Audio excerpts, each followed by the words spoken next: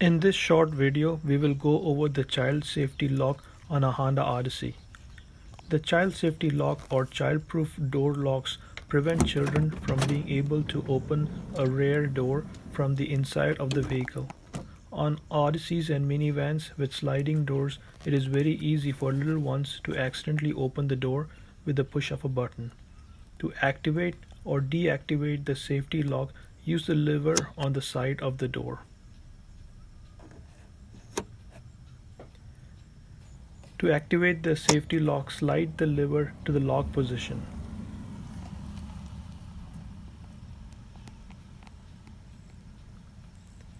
With the safety lock on, the door cannot be opened from the inside of the van.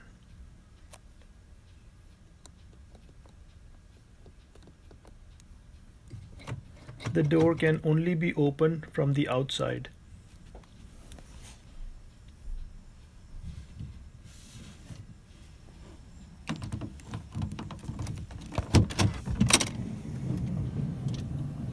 Hope this was helpful.